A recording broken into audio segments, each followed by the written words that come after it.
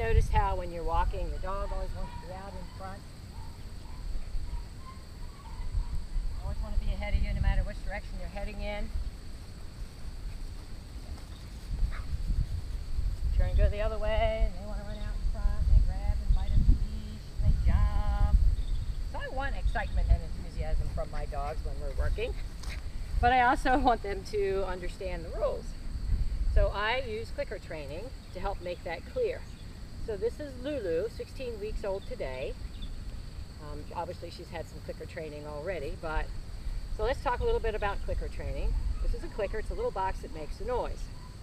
I need her to understand that when I click, a reward is coming.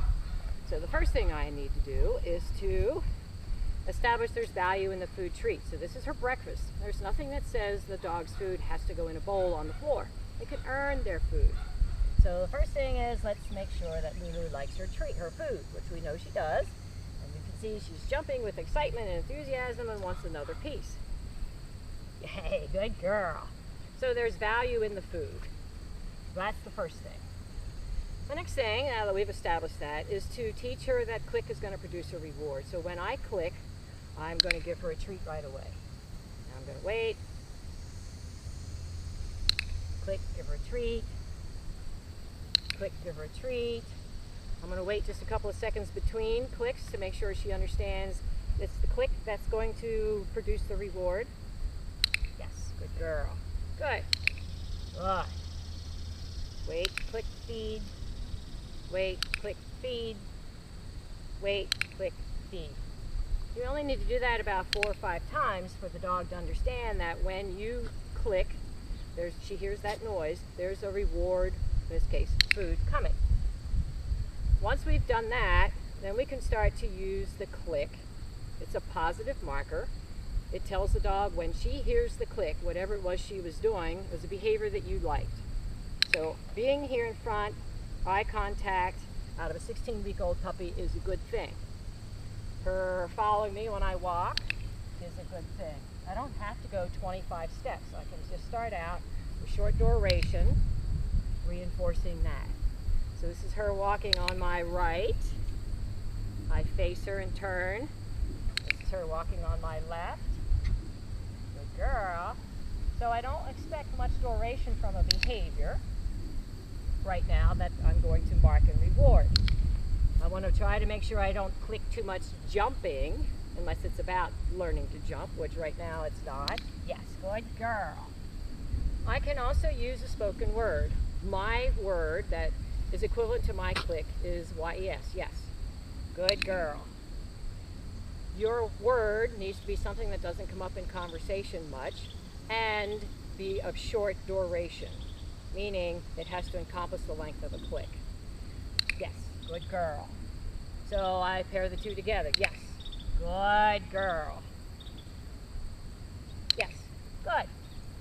So at this point, I'm going to start now being selective of what I click. I'm only going to click behaviors that I want from her. So sitting is a good one. Notice I haven't given a command, I'm shaping.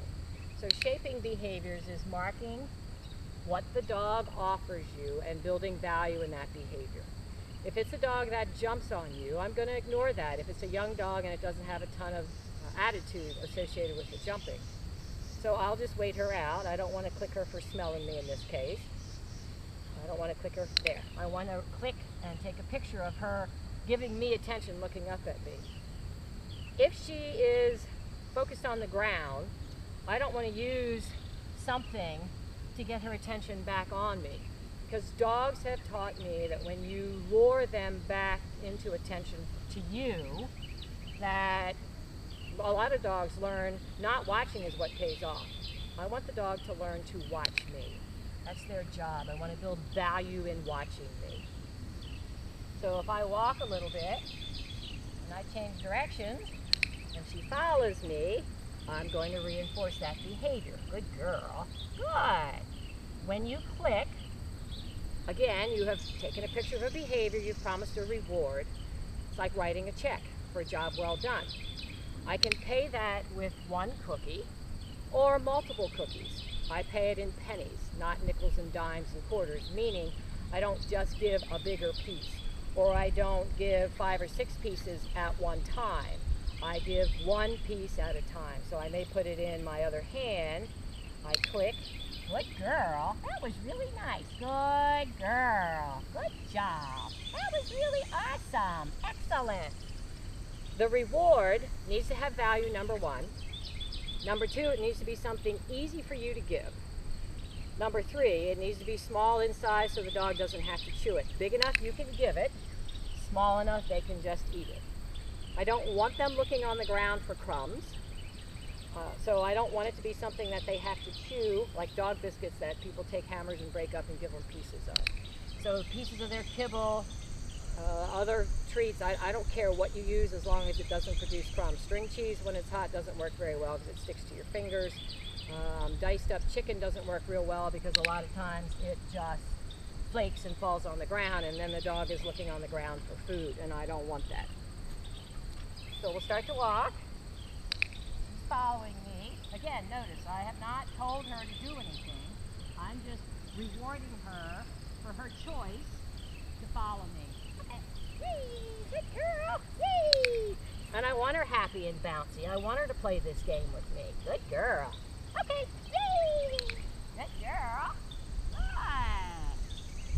When I start to run, I want to make sure that I don't run with my head forward.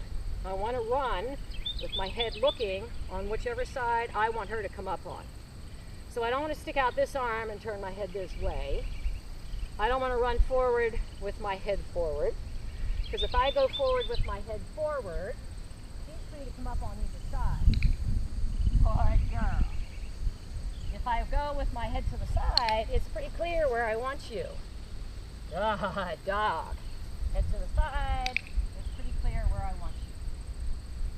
So let's see, if I turn this way and put my head to this side, what does she do? She ends up coming up on this side of me. Leave it. Good, leave it. So there's nothing there. Yes, good. Which helps reinforce the leave it command. Good girl. So these are some of the very first steps that I do with the puppy. I click and reward eye contact to me, focus and attention to me. I have the line on her just so if she were to start to run off, that I can step on it and remind her not to. So it was a distraction. She saw the truck. She had no reaction. She decided that it was worth looking at me.